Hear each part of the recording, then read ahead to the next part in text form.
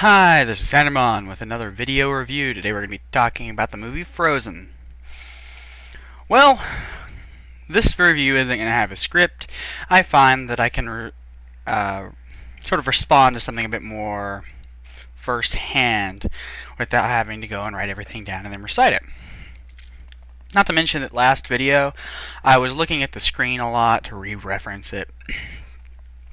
I tend to jumble my words when I'm reading from a script or reciting something, or stutter anyway, as was just apparent. Anyway, I'm going to talk about Frozen, and I find that my opinions on it I have a bit mixed feelings on Frozen. I didn't hate it. I did the first time I watched it, but I didn't the second or the third hate it. Now, even then, I understood the target audience and who it was for and the message it was trying to deliver, which was a good message. However, I find that it was delivered in a bit too Disney of a way. They're sort of trying to break old traditions of love at first sight, blah blah blah blah blah, but they delivered it in a Disney fashion. Classic Disney. They haven't changed that much. So, spoiler alerts, duh. This is a review. I'm going to be talking about the whole movie, especially the ending, so if you haven't seen it yet, go see it with your kids. If you have kids, go see it with them. They will love it. You will too. If you have kids, this is a good movie for you. However, if you are watching it in the context that I was, sitting at my computer, pop in the movie, go to town watching it, you might not be that impressed. Now, the sibling love and the Kristoff being this sort of guy's type of character, not a prince, not perfect. I liked his character. However, they had to offset his character with Jar Jar Binks. Not actually Jar Jar Binks, mind you, but a character who I will describe as this movie's Jar Jar Binks. Olaf, the unfortunately sentient snowman, who had a few funny moments on screen and attempted to serve as comic relief, but more often than not ended up annoying me in the same way Jar Jar Binks did. The reindeer was enough comic relief. I felt like if they'd have just played off of him a bit more, then they could have, and Sven the reindeer, they could have successfully completed that sort of thing. Now, if they needed a character for him to play off of, then I feel like even Kristoff would have served the role of breaking out the plot. The characters don't have to be one-dimensional. They can serve as a serious character and serve as comic relief. But they shoehorned characters into specific roles.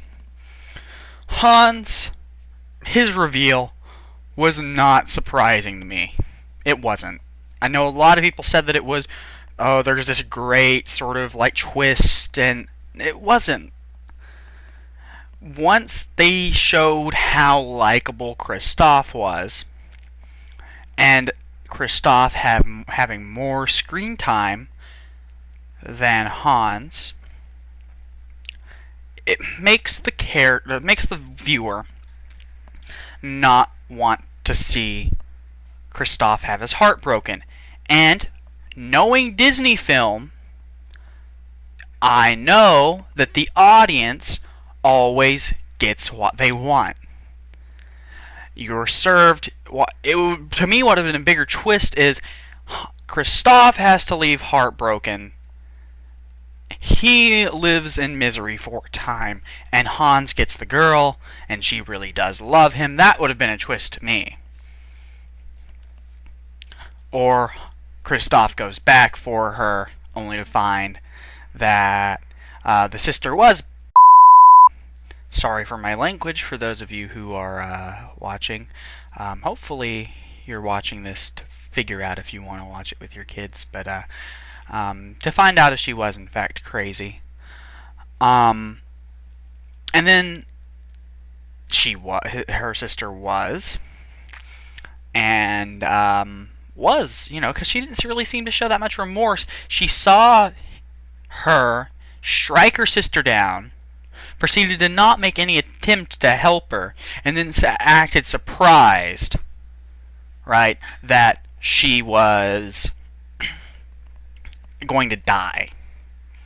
And then she was so accepting of her fate, but she was stubborn and not a very strong character, if you ask me.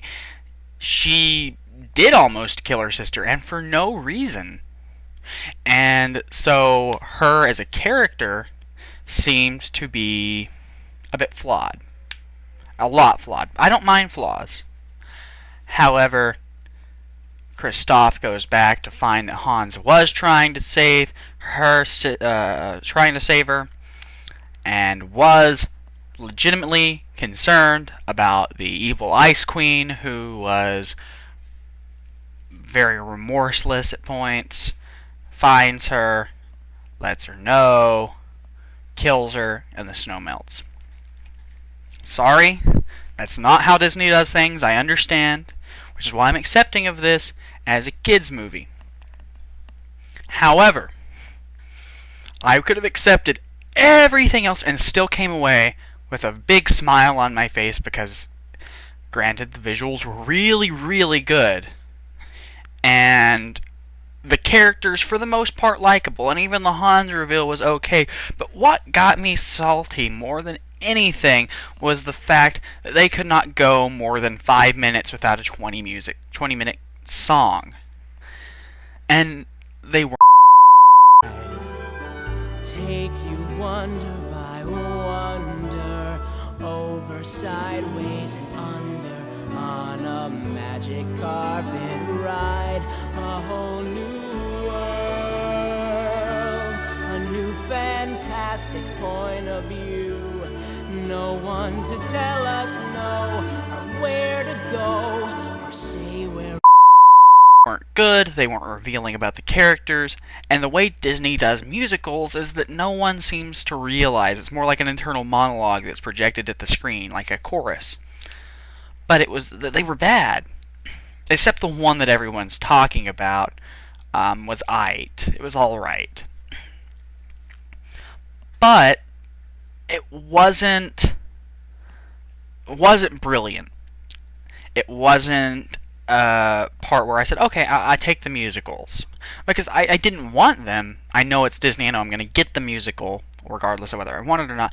But I didn't want them every 5 minutes. And that's the way they came.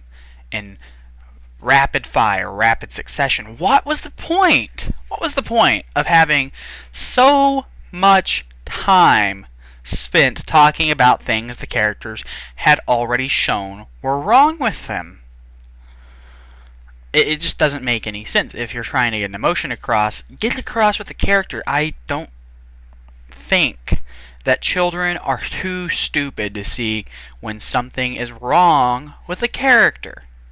And yes, the music was good if that's what you're into, and it was a Disney princess movie in contrast to the not princess movies that Pixar does, like Wreck-It Ralph and so on.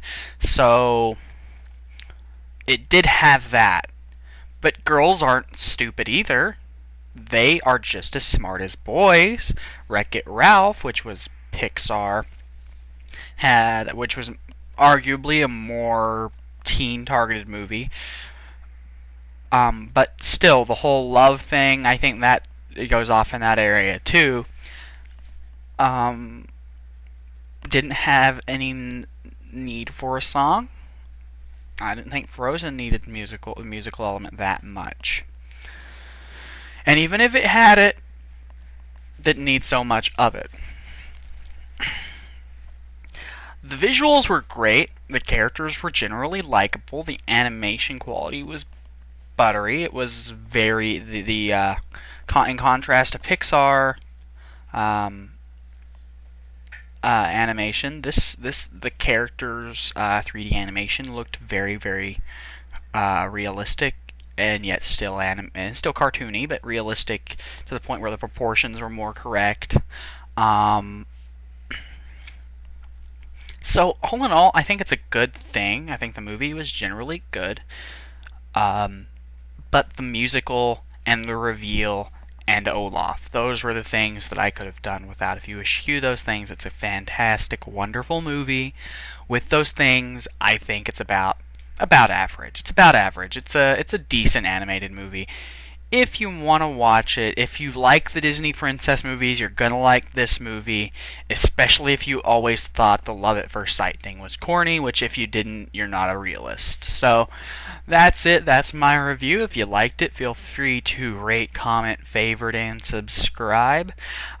Feel free to message me on YouTube if you think I should review something. I may have not heard of it, so go ahead and give me a message. Anyway, have a good day.